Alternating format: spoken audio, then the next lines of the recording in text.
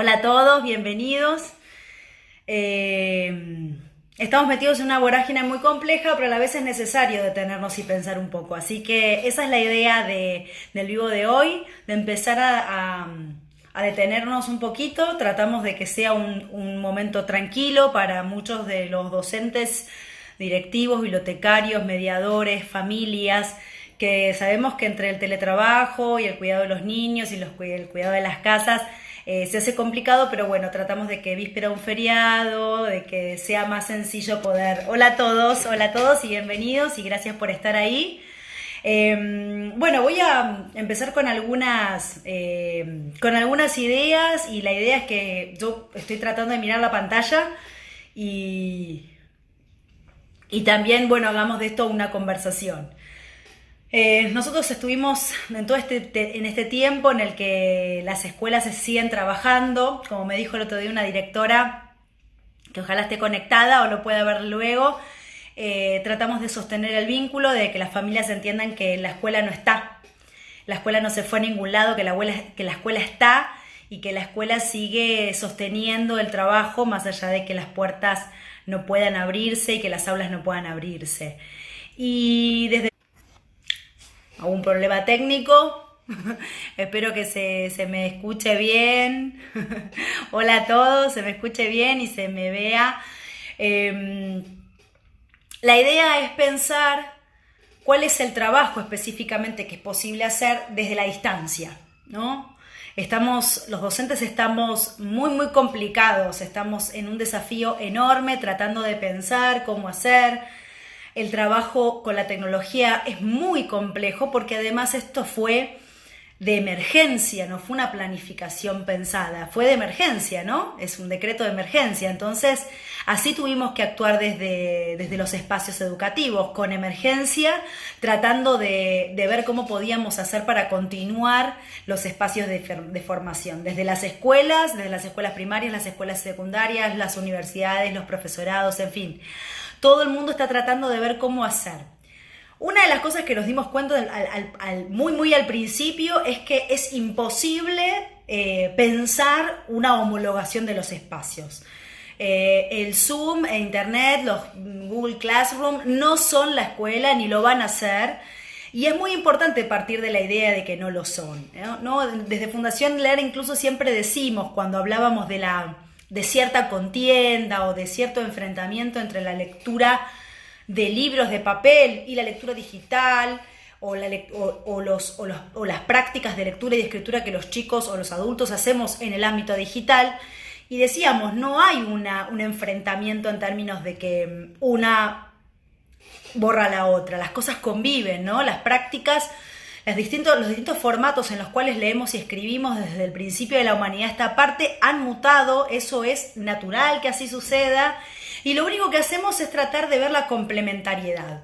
Y en este sentido me parece que tenemos una oportunidad. Yo a la digitalización y al espacio de la virtualidad y al maravilloso Internet que puede dar para muchísimo, le encuentro oportunidades que son distintas a las que ofrece el aula. No va a suplir el aula, pero me parece que hay cosas interesantes que se pueden hacer.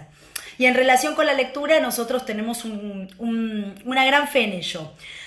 Ustedes saben que la plataforma Leer 2020, que me imagino que acá toda la comunidad de Instagram de Fundación Leer ya debe estar ahí. Si algún distraído todavía no se enteró, Fundación Leer tiene una plataforma de lectura digital, Leer 2020 el desafío, ponen así en el buscador, es muy sencillo de entrar. Es muy interesante porque lo que propone en estos tiempos, además, muy rápidamente también nosotros fortalecimos ese espacio como un espacio que puede permitir a los docentes y a los mediadores, a los bibliotecarios, mantener el ofrecimiento de lecturas a distancia. Básicamente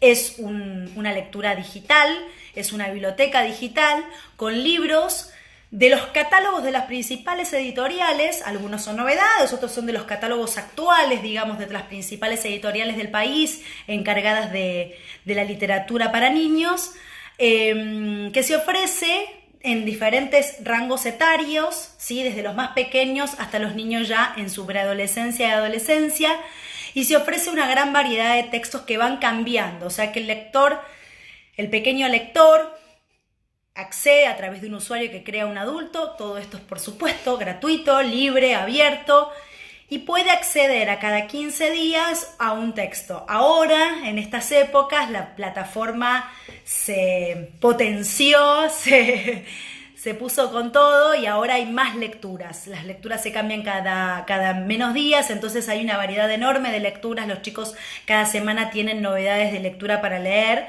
Esto mantiene activo, mantiene el acceso, sobre todo porque son libros, repito, de los catálogos actuales de las editoriales. Estamos poniendo en acceso directo a de los chicos los libros que hoy se venden en las librerías.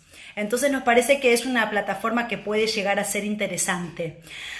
Muchos docentes, muchos bibliotecarios y mediadores nos decían, bueno, pero el problema es la conectividad. Sí, sabemos que el problema es la conectividad. Esta pandemia lo que trajo y el ponernos en situación de trabajar desde casa y necesitar la tecnología como un recurso ineludible, sí, puso en cuestionamiento la efectiva conectividad que tenemos, que existe en todo el país. Es decir, que esto es un gran desafío. Hay muchos docentes que están haciendo un trabajo. Nosotros estuvimos en contacto con muchos docentes de la provincia de Buenos Aires que están trabajando en programas nuestros y lo cierto es que se están repartiendo muchos cuadernillos, algunos entregados por el ministerio y muchos que surgen de los propios docentes, reconociendo la imposibilidad de no mandar de otra manera propuestas a las casas. Entonces se están imprimiendo hasta incluso ellos mismos cuestionarios, actividades, cuadernillos para entregar juntos con las entregas de comedor en las escuelas. A ver, mi postura era tratar de dialogar en esta charla, si es posible, pensar cómo promocionamos la lectura. Más allá de que yo puedo enviar digitalmente un texto, puedo indicar la lectura de la plataforma, puedo crear un aula, ya les dije que existe la plataforma y que seguramente acá, imagino que en varios del grupo ya la han probado, ¿no? La plataforma Leer 2020 la han puesto en funcionamiento, hay 9 millones de lecturas, los chicos están leyendo realmente un montón, porque además tiene todo un aspecto lúdico, ¿no? Donde los chicos se van motivando a completar las diferentes lecturas. Pero la reflexión, por eso decíamos que queríamos abrir un espacio para detenernos y pensar, a ver hasta qué punto se puede seguir promocionando la lectura. Porque la pregunta que yo me hacía era, ¿pero promocionar la lectura es indicar la lectura de un texto? Así sea, anda a la biblioteca y busca tal libro, decirle a mamá o papá que te compre tal libro y lo vas a leer en casa, o lees de la plataforma, o indicas un PDF, o se indica un link, lo que fuere, el recurso que el docente consiga. En estos contextos, en general, nos estamos moviendo con indicaciones digitales, ya sea una biblioteca digital, un archivo PDF, etc. Con la sola indicación, o muchos docentes, sobre todo, admito que esto se está promoviendo un poco más en primer ciclo y en nivel inicial, se mandan audios, ¿sí? Para que las familias les llegue por audios, por WhatsApp, audios de lectura en voz alta por parte del maestro. Así, diferentes maneras de garantizar el acceso a un determinado texto. ¿Y es eso promocionar la lectura? Y ahí nos hacíamos estas preguntas y nos parecía interesante que incluso a la distancia digital podemos encontrar algunas vueltitas de tuerca para no simplemente indicar la lectura de un texto, sino darle una vuelta de tuerca en la intervención. Nosotros en Fundación Leer no nos cansamos de decir que el concepto de promoción siempre está emparentado, siempre está amigado, siempre está dialogando con el concepto de enseñanza. No son contrapuestos, no se evitan, no son otra cosa, no es la lectura por placer, la lectura por enseñar, no. La promoción y la enseñanza dialogan, debaten y están siempre ahí. Y cuando nosotros siempre encaramos tareas de promoción, estamos entendiendo que estamos formando lectores o pretendemos hacerlo.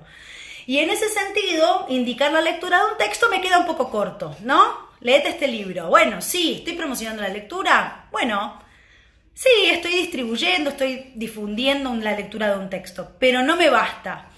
Y desde ahí nos pusimos a pensar qué otras vueltas de tuerca se pueden hacer. Ustedes, digamos, esta es una charla abierta y la idea es que cada uno lo acomode a su grupo, ¿no? No es lo mismo un segundo ciclo que un primer ciclo, no es lo mismo secundaria, donde los chicos ya tienen más autonomía en los espacios digitales. En segundo ciclo todavía suponemos que no, pero después muchos maestros nos dicen que los chicos tienen celular, hay muchas familias donde incluso no hay directamente celulares o hay un celular en toda la familia, les cuesta mucho cargar los datos, en fin, hay 1000 problemáticas, 1000 escenarios, todo es muy heterogéneo, pero bueno, tratemos de pensar ciertas linealidades para que en la conversación después cada usuario de esta conversación pueda ir como pensando, bueno, yo, de acuerdo a mi grupo. En general, lo que me dicen los docentes es que el WhatsApp es una herramienta bastante difundida, no es compleja. El mail suele ser un canal de contacto más difuso, más complejo para las familias, pero que el WhatsApp, en general, para llegar al chico, es bastante sencillo. Y yo lo que me proponía ahí es, bueno, por ejemplo, se sube una lectura de la plataforma. En la plataforma hay textos realmente muy valiosos. En general hacemos una curaduría muy laboriosa, pero sin duda ponemos ahí nuestras fichas en algunos textos que creemos que son realmente valiosos, realmente significativos. Y en general, los especialistas, cuando decimos que un texto es realmente significativo, ponele la firma que también es un texto bastante desafiante. Es un texto que está pidiendo del lector. Es inevitable, perdón. Es como que no queda otra. Cuando un texto vale la pena, es un texto que te está pidiendo concentración, que te está pidiendo que te detengas. Entonces los docentes, los mediadores, los bibliotecarios, todos los que trabajamos en pos de formar a los chicos como lectores, tenemos que pensar que cuando damos sugerencia de lectura de un texto, tratemos de elegir determinados textos que creamos que hacen la diferencia. Sobre todo de textos que realmente requieran el trabajo de intervención de un mediador. Hay textos que están muy bien y que uno los lee y dice, este texto puede ir solo, no va a haber problema, no va a tener mayor problema. Pero uno de repente lee algunos textos y dice, uy, ¿este texto solos? No, este texto es para que trabajen conmigo. Bueno, ¿qué pasa cuando estoy a la distancia? Porque uno dice, bueno, esto lo trabajaría en voz alta, en el aula, explicando, interviniendo. ¿Qué pasa cuando estoy a la distancia? Lo que se puede generar, sobre todo, yo soy muy crítica de la estructura, te doy a leer, lees solo y luego haces el cuestionario de manera posterior a la lectura y me lo envías. Ese esquema es muy discutido en la didáctica de la literatura. Yo sé que es muy antiguo, a mí me evaluaron así en lengua y en literatura, imagino que es una práctica todavía muy sostenida, pero te digo que tenés que leer tal cosa y después hacer una actividad posterior. En didáctica son formas muy discutidas. Porque en realidad lo que piensa la didáctica de la literatura es que la oportunidad de enseñanza se abre durante los procesos de lectura, no después. Después hay otros procesos que se pueden trabajar. Las preguntas posteriores son preguntas más de corroboración de la lectura, pero no son preguntas de laburo de la enseñanza, laburo donde yo voy codo a codo con el lector. Ahí veo que me hacen manito así, es porque están de acuerdo, ¿no? Espero que sí. Pero bueno, tiene que ver con eso, con la oportunidad de, durante la lectura, generar intervenciones por parte de los mediadores que permitan a los chicos atravesar el texto en la complejidad. ¿Sí? Ese es el tema, atravesar la complejidad. La complejidad es, nada, momentos donde las cosas se ponen escabrosas, donde la literatura ya no es tan macanuda, donde los narradores no son tan macanudos. Entonces es importante que los mediadores encontremos las formas de poder estar en esos espacios. Porque además, si no, todo se transforma en la famosa tarea, ¿no? La tarea que es como bueno, es la tarea que en general es como ya una especie de clásico en la tradición escolar, ¿no? Los chicos van a la escuela y después se llevan tarea. Y en general hay toda una tradición, una cultura de que esa tarea después la hacen con los padres y las madres. En general, admitámoslo, culturalmente se encargan más las madres de estas tareas. Y en general hay como mucha resistencia, hay mucha crítica, hay una mirada muy deslegitimada de esas prácticas. Y yo me pregunto, ¿qué pasa ahora? Yo le mando tarea, pero si no estuvo la escuela, no estuvo el aula antes, ¿qué es lo que le mando? Entonces, en realidad es pensar el desafío de armar espacios de enseñanza construidos desde otro lugar, pero construir espacios de enseñanza, no de práctica como puede ser la tarea. Entonces, mandar una lectura y unas preguntas para hacer después, o un dibujo para hacer después, o lo que fuere, la clásica actividad, que siempre es muy peligrosa porque hay que ver hasta qué punto es significativa, hasta qué punto es reflexiva o no de la lectura. Tal vez sacar eso y tal vez armar un audio.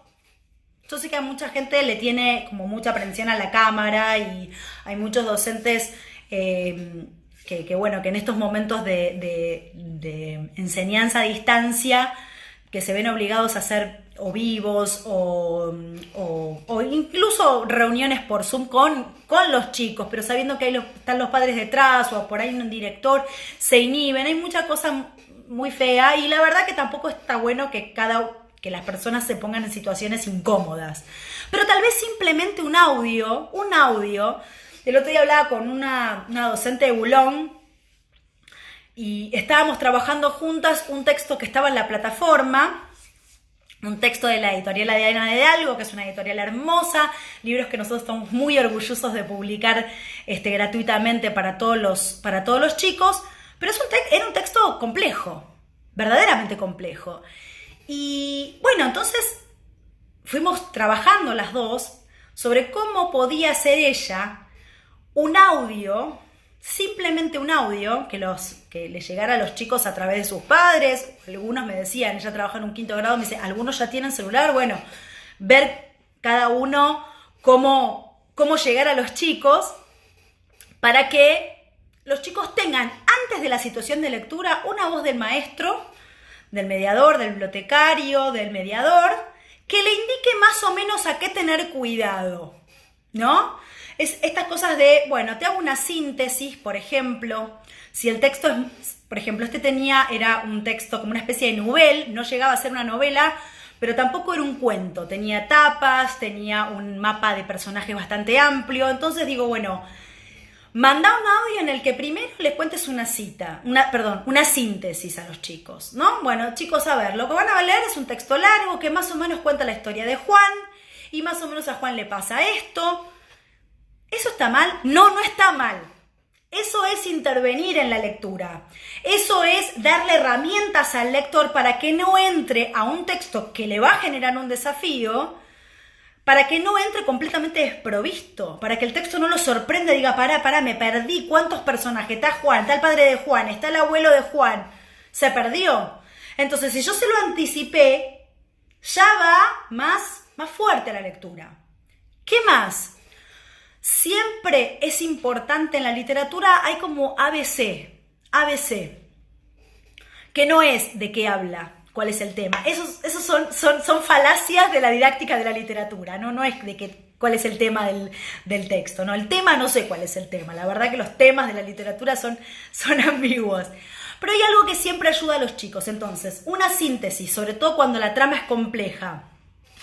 Ahí aporta algunos docentes aportan orientaciones de lectura en audio, podcast en intervenciones de lectura. Eso mismo, que el pibe se pueda poner mientras lee la voz de su profe, la voz de su bibliotecario que le dice, tené cuidado con esto, fíjate que vas a encontrarte esto y esto. Una cosa que es fundamental, que es como el ABC, que es en general donde nos perdemos los lectores, es cuando hay narradores complicados. Hay narradores que son macanudísimos, ¿no? Como los narradores de los cuentos tradicionales. Había una vez una niña que vivía ¿de qué se trata? No, exactamente, ¿de qué se trata? No. Porque ¿de qué se trata? Es una pregunta que en todo caso es posterior, que eventualmente comprueba si el chico leyó el texto. Pero vamos un paso antes. Yo lo que quiero es que el chico atraviese el texto, comprenda el texto y fundamentalmente, esto es algo que en Fundación Leer y desde el área educativa específicamente no nos cansamos de decir, que el chico atraviese la lectura y en esa lectura se haga mejor lector. Si yo le propuse una lectura de un cuento y fue anecdótico, leímos este cuento y ya, ahí me dicen leer un cuento en vivo.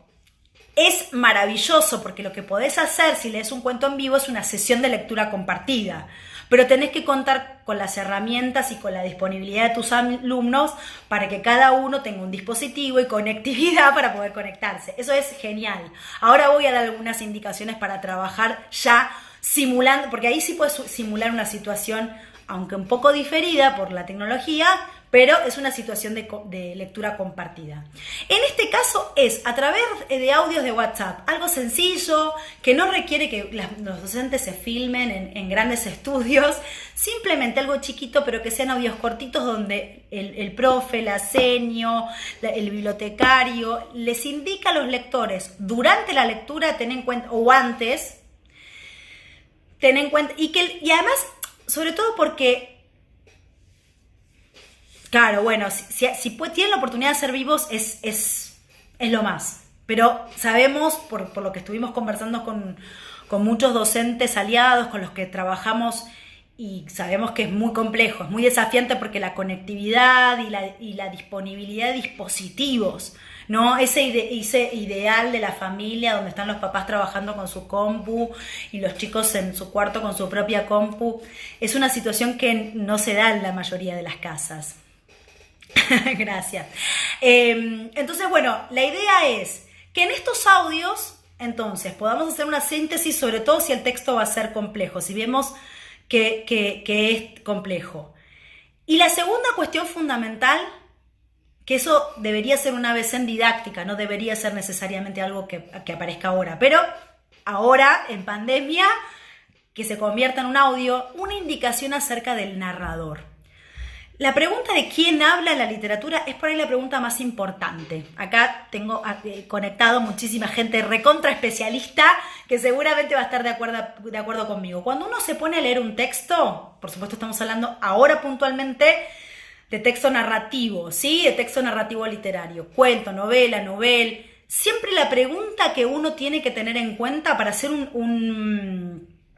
un estudio interesante, un análisis interesante del texto o simplemente una lectura comprensiva es quién habla. Hay muchos chicos que llegan a secundario incluso y confunden autor con narrador. Entonces ahí nos damos cuenta que la didáctica de la literatura falló mucho, porque esa es una pregunta que se puede hacer incluso en una sala de 5. ¿Quién cuenta? Y que quien cuenta es una construcción fundamental para entender dónde estoy parado, porque el quien cuenta es básico. Cuando yo salgo de la lectura de los textos tradicionales, de los textos que nos enseñó la tradición occidental europea, ¿no? Los textos que me vinieron de la mano de Perrault, que me vinieron de la mano de los hermanos Grimm, de Andersen, ya más de autoría, son textos que mantienen una narrativa absolutamente llana, muy sencilla, sobre todo en el caso de la tradición oral, lo que es Perrault y los hermanos Grimm, tienen esa estructura de la introducción o de desenlace, ¿no? Eso que en la escuela nos enseñan, y creo que se sigue enseñando de los corchetes, introducción, nudo y desenlace. Todavía se hace, ¿no? Introducción, marca hasta acá, de acá hasta acá. ¿Se sigue haciendo? Yo creo que sí. Bueno, esos corchetes tan maravillosos, en realidad nos enseñan que los textos tradicionales son muy macanudos. En general tienen un narrador exterior, en tercera, que nos va a contar todo, que no nos va a esconder nada, que cuenta desde afuera, con cierta objetividad, ¿no? Como si fuera un dios, que cuenta qué está pasando. No puede llegar a lo que piensan los personajes, porque eso ya es un poquito más para adelante. Simplemente te cuenta lo que pasa. Y por eso además ahí los chicos no se pierden. El otro día, acá en el equipo de educación pensábamos, bueno, ¿cuáles son los textos que ayudan a los chicos a salir? ¿No? Estamos laburando mucho y decíamos, bueno, ¿cuáles son los textos que ayudan a los chicos ya en sus últimos años de escuela primaria para salir de la literatura infantil, que es una literatura un poquito más ad hoc, ¿no? Un poquito más didáctica para salir a que un chico en un primer año de secundario pueda leer a Cortázar o pueda leer a Poe. ¿Y qué le va a pasar cuando se encuentre con Poe, con Cortázar, con Bradbury, ¿no? Como el canon típico que empieza a circular cuando un chico entra al secundario.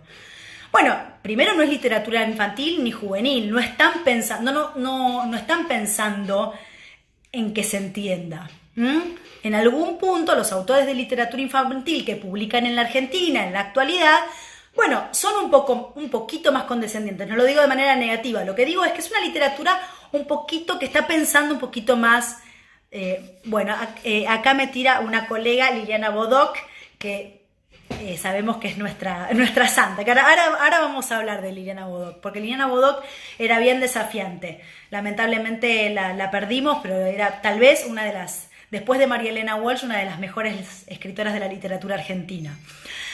Pero bueno, a ver, retomo. Entonces, 2 audios. Uno que sintetice la trama. A ver, chicos, en este cuento, en esta novela, sepan que pasa esto, más o menos esto.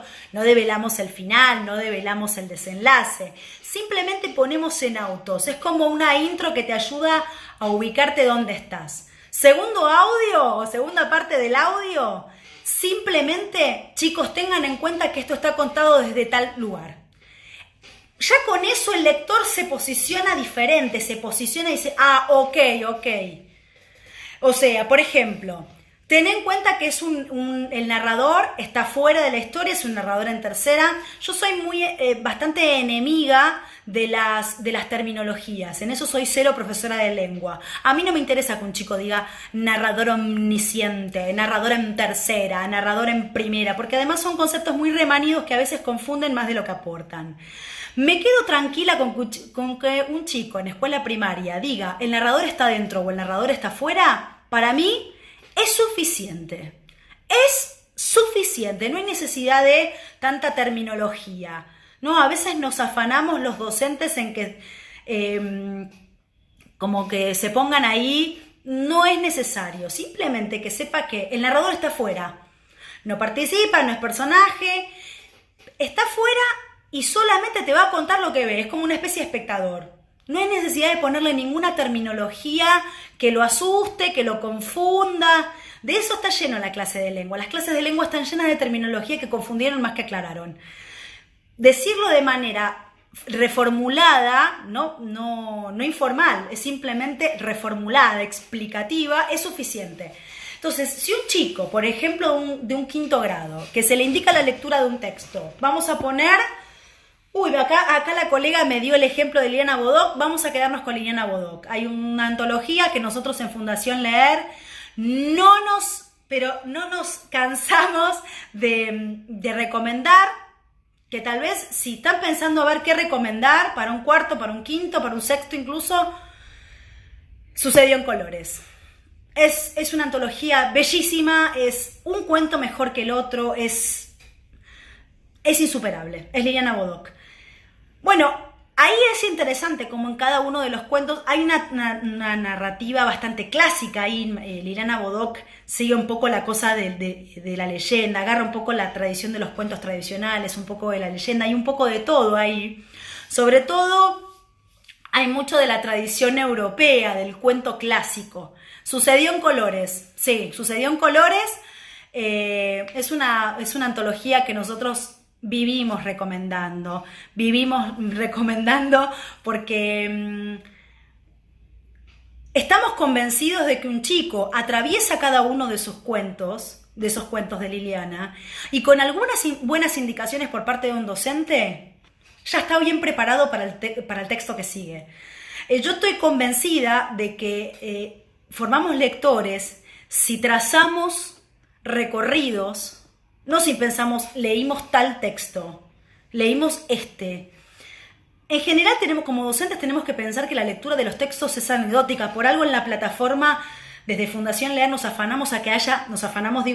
dedicamos, ponemos todo de nosotros y trabajamos codo a codo con las editoriales para que cada vez haya más textos, porque los lectores se forman en esa continuidad, no con un texto, pero en esa continuidad, cada experiencia, si hay un mediador docente, bibliotecario, profesor, que me hace ver alguna indicación puntual, yo ya voy a estar mejor preparado para la próxima. Si comprendí finalmente, si en mi 5º grado finalmente comprendí que no es lo mismo que te cuenten desde adentro de que te cuenten desde afuera, si en un 7º grado, acá ya me pongo un poquito más compleja, si en un 7º grado me doy cuenta que a veces los narradores se meten en la cabeza del personaje y te cuentan no solamente lo que está sucediendo, es decir, lo que se puede ver, sino con lo que el personaje cuenta, que es básicamente la clave de la narrativa de la literatura universal, ¿no? Desde Dostoyevsky hasta parte. Si un chico entendió eso, sobre todo porque cuando en el secundario empiezan las lecturas un poco más complejas, menos macanudas de los corchetes, los chicos se pierden. Porque ¿esto está pasando? No, eso lo está pensando el personaje. Se pierden ahí. Y esa es siempre una indicación de quién habla. Fíjense que es la pregunta clave en la literatura. Tantos cuestionarios de cuál es el personaje principal, todos esos cuestionarios larguísimos. Si en un audio un docente logra decirles a los chicos, presten atención a quién habla, quién está contando y qué es capaz de contar, cuenta lo que ve, está afuera, es como si él estuviera viendo una obra de teatro, o no, cuenta todo, o cuenta desde la perspectiva de un personaje, incluso lo defiende. Esas reflexiones van a permitir a los pibes leer mejor, sacar mejores conclusiones y sobre todo involucrarse con el texto de una manera mucho más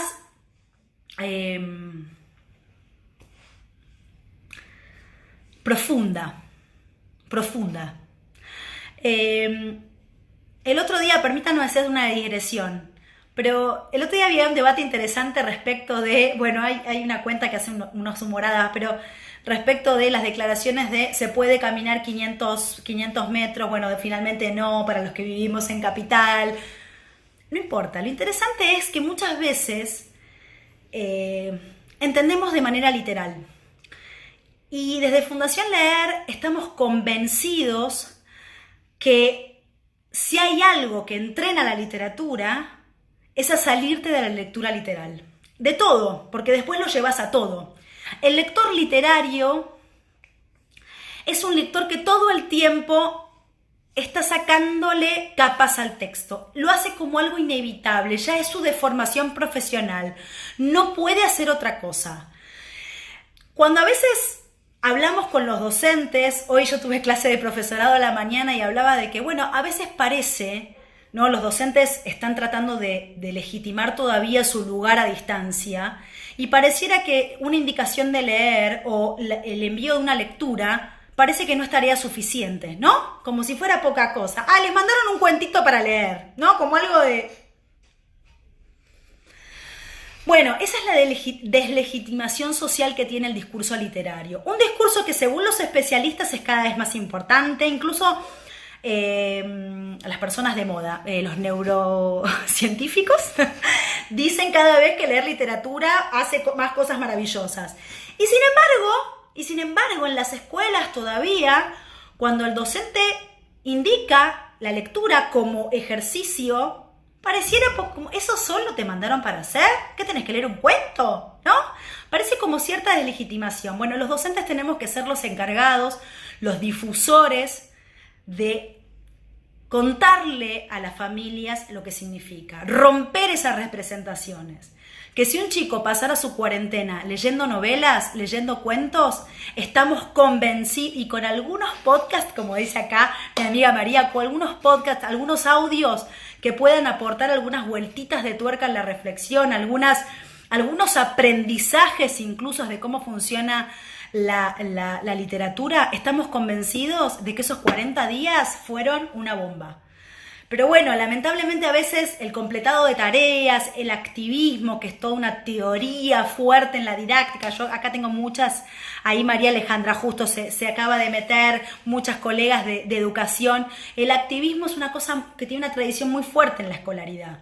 La idea de que el chico tiene que hacer una actividad para darnos la sensación a las familias, a la comunidad escolar de que aprendió, ¿no? Y bueno, la literatura tiene tan poca en ese sentido es una cosa tan, tan lábil que pareciera que no están haciendo nada. Y si hay algo que desde Fundación Leer queremos decir, es que no, todo lo contrario.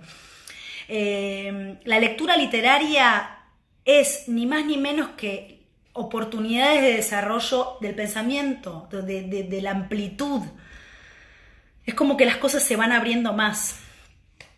Pero eso depende también de la buena literatura y eso también depende de las intervenciones. Por eso digo que no perdamos la oportunidad de que incluso a la distancia podamos generar algún tipo de intervención.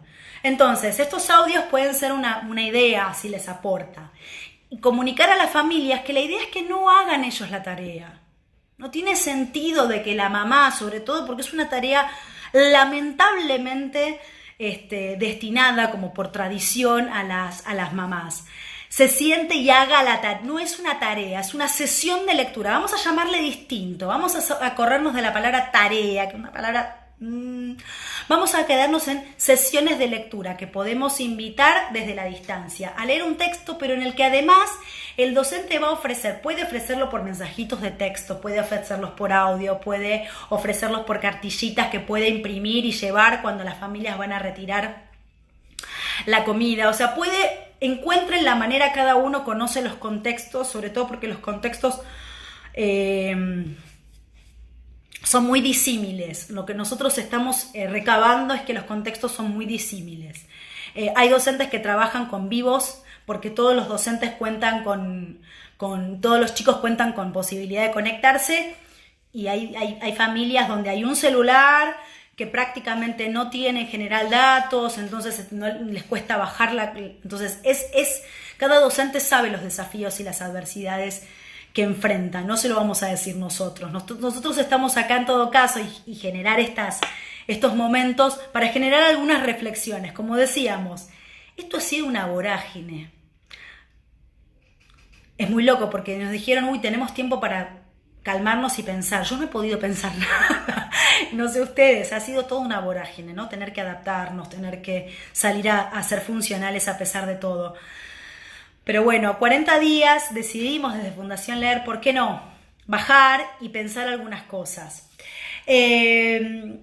Otras cositas que quiero destacar. Al tener a los chicos en ambientes no escolares, es una oportunidad para reforzar la conexión de la literatura. Acá varias colegas van a estar de acuerdo. Claro, sí, hacen copiar, sí, sobre todo lo que es copiar un cuento. O sea, la lectura debería pensarse como sesiones de lectura de manera diaria, cotidiana, y que traten de generar situaciones autónomas. Sabemos que con primer ciclo es más complejo, pero por lo menos con segundo ciclo las sesiones de lectura deberían ser autónomas. La familia debería ser el canal de acceso, pero nada más. O sea, no es la mamá al lado leyéndole la novela o leyendo la novela y haciendo el resumen. Por Dios, cortemos con esa mecánica. Miles de madres en este mundo leyendo las novelas para los chicos porque es difícil y no la entiendo. Y me la tiene que leer en voz alta. Sabemos que la voz alta es una herramienta fundamental para los docentes, ¿sí? Lo sabemos porque la lectura prosódica ofrece en esa prosodia, que no es la entonación simplemente, la prosodia es esa interpretación de la voz en el texto, colabora. Como en general los chicos no tienen una lectura prosódica cuando llegan al segundo ciclo, pasa esto. Entonces, señor, léalo usted que yo así lo entiendo. Claro, porque es la lectura prosódica. Acá vamos a tener la oportunidad de ponerlos a ellos en situación de leer de manera autónoma, de fortalecer esas herramientas de manera autónoma, pero no por eso desaparecemos. Podemos estar en formatos de mensajitos, de pequeñas intervenciones. Y luego, por último, entonces voy a recapitular, ¿no? Mensajitos, podcast, mensajes, audios de WhatsApp, que vayan respecto de síntesis, de un poquito de la parte de la trama. Esto lo digo de maestra ciruelo que soy, de maestra de barrio, de lengua que soy, que no lo puedo evitar. Por las dudas, sepamos que la literatura tiene 2 dimensiones. Es muy sencillo. Cuando todo el tiempo preguntamos de qué se trata, la típica pregunta de didáctica, estamos preguntando por la la esfera de la historia, ¿no? Esto es teoría literaria básica. Todo texto literario narrativo cuenta una historia que es básicamente la parte de hechos y personajes. ¿Qué le pasa y a quién le pasa? Listo, palo y a la bolsa. Pero la literatura fundamentalmente está hecha de relato, narración, de cómo se cuenta esa materia prima, esa historia. En general, la didáctica de la literatura ha visto cómo las prácticas docentes van hacia esto, hacia la historia. ¿De qué trata? ¿Qué cuenta? ¿Qué le pasa al personaje? ¿Por qué hace eso al personaje? Son todas preguntas que tienen que ver con la historia. Pero ¿por qué no nos detenemos en el relato? Porque en realidad la literatura está hecha de relatos, de cómo está contada esa historia. Es anecdótica la historia que está contando. Lo interesante es el relato, es el cómo está puesto el lenguaje en función de esa historia. ¿Qué significa el relato? Básicamente lo que yo decía, narrador. El narrador es el primer procedimiento del relato, es la primera decisión de alguien al contar. ¿Desde dónde lo voy a contar? ¿Quién lo va a contar? No diferencian historia de relato. Bueno, esto es importantísimo. Si la didáctica de la literatura, desde nivel inicial hasta secundaria, nos afanáramos todos los docentes en que los niños entiendan, los niños en formación de lectura, entiendan que una cosa es lo que se cuenta y que otra cosa es lo que... Perdón, hay unos comentarios muy graciosos. El modo en el que se cuenta, ahí tenemos todo, porque lo que estoy convencida es de que todos ustedes se darían cuenta. Vos podés tener una historia maravillosa, la mejor historia, un héroe tremendo o una heroína tremenda que hace unas cosas impresionantes, que te querés morir, que va, vuelve, podés tener un Odiseo, podés tener un Ulises, podés tener un Aquiles, podés tener... No, la tengo, la historia acá la tengo, es bárbara. ¿Lo contaste mal? Listo, no tenés nada. Entonces... Los chicos tienen que poder reflexionar sobre los relatos, sobre cómo se estructuran esos relatos, qué hace el narrador, por qué va y viene en el tiempo, por qué no juega esas tretas, por qué no nos dice cosas y nos dice otras, por qué a un hecho que dura 5 segundos le dedica 5 páginas y a una guerra que duró 40 años apenas la nombra en un párrafo. ¿Por qué me haces esto, narrador? Esas son las preguntas que se tiene que hacer un chico. Y son preguntas que la literatura infantil... La buena literatura infantil permite pensar. Es solamente saber cómo... Qué bueno que se entienda. Cómo nosotros podemos generar intervenciones, porque no es para explicar, porque también ocurre que el docente, esto lo vi mucho en secundaria, termina explicando, ¿no? Hoy había un debate interesante, no sé si lo vieron, un debate interesante respecto de Seguimos Educando, un programa puntual sobre secundaria del Martín Fierro. A mí me pareció muy interesante. Era una clase de prácticas del lenguaje en secundaria en la que se trabajaba puntualmente literatura, puntualmente el Martín Fierro. Y era interesante porque el Martín Fierro siempre lo vemos como, digamos, es canon, entonces lo tenemos que dar. El secundario dice, uy, tengo que dar el Martín Fierro, que a los chicos no les gusta porque es un lenguaje que pasó de moda. Justamente el programa debatía esta posibilidad de contar el Martín Fierro desde el lenguaje inclusivo, que, bueno, ahí la gente se pone mal, le agarra calor, no sé por qué. El lenguaje inclusivo la pone mal. Un error que se cometió mucho y que fue muy fuerte en la tradición de la didáctica de la literatura en el secundario es explicarle el texto a los chicos. Bueno, te cuento qué es lo que pasa. Bueno, en realidad él es un gaucho. Como no entendés el lenguaje, como no entendés el relato, te cuento la historia. Eso en didáctica es terrible, porque yo lo que quiero es fortalecer a los chicos en el relato, para que atraviesen el relato. Porque lo interesante está en el relato, no en la historia. Les puedo asegurar que vos podés tener una excelente historia, pero la contaste mal. Y estoy recontra convencida, de que el 80% de los grandes textos de la literatura universal está hecha de historias bastante tontas. o por lo menos intrascendentes, vamos a decirlo de esa manera que queda un poquito menos ofensivo. Qué sé yo, no son gran cosas que, qué locura lo que pasó. Una pequeña historia de amor, pero está contada de tal manera que vos decís, esto no puedo creer lo que estoy leyendo. Y en realidad la historia no es una cosa que vas a tirar petardos, pero es el relato lo que te rompe la cabeza. Y los docentes de lengua siempre, siempre nos ponemos mal cuando vemos que de repente los chicos no le rompen la cabeza, se quedan como mirando, no sé, señor, no me gusta a mí. Porque queremos que se les rompa la cabeza, queremos que los textos los atraviesen, les explote la cabeza y no lo logramos. Bueno, una de las grandes indicaciones de los años de didáctica de la literatura, de los grandes especialistas en Fundación Leer, hemos hecho un gran recorrido por grandes especialistas de la literatura infantil y la literatura juvenil, y es que tenemos que prestar más atención a las intervenciones de enseñanza respecto del relato. Lo que los chicos tienen que aprender es cómo funcionan los relatos, porque si los chicos con una Liliana Bodoc ahora en cuarentena, con lo que fuere que estén dando para leer, hacen reflexiones sobre el relato, lo van a llevar a otros textos. En cambio, si todo el tiempo hablamos sobre las historias, ese saber no me permite ir a otra historia, porque las historias son distintas. ¿Se entiende?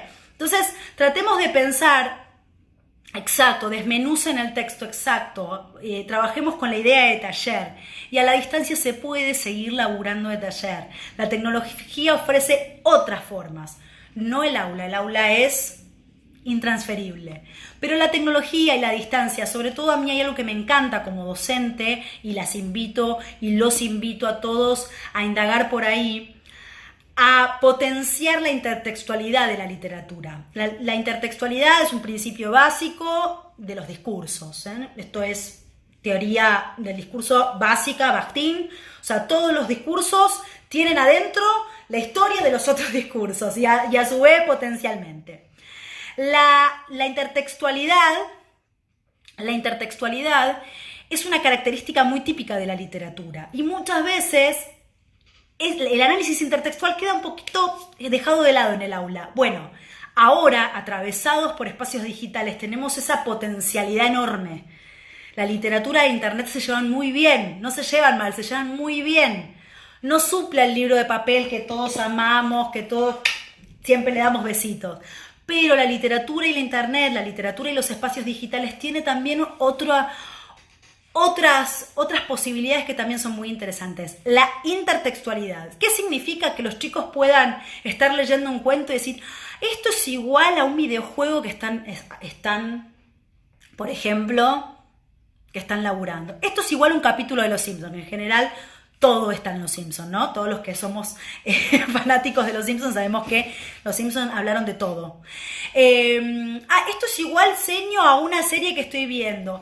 Esa posibilidad que al estar en ambientes digitales, los chicos son capaces de poder nombrar esos links, esos hipertextos, esos hipotextos, van pudiendo conectar y es fundamental. Entonces nosotros como docentes, como mediadores, debemos promover que los chicos, sí, exacto, porque en general, por ejemplo, no sé, a ver, hay mucho profe de literatura por acá, hay mucho lector literario por acá, pero cine y literatura, claramente, ¿sí? Mis alumnos del profesorado no podían creer que Winnie the Pooh era una obra literaria.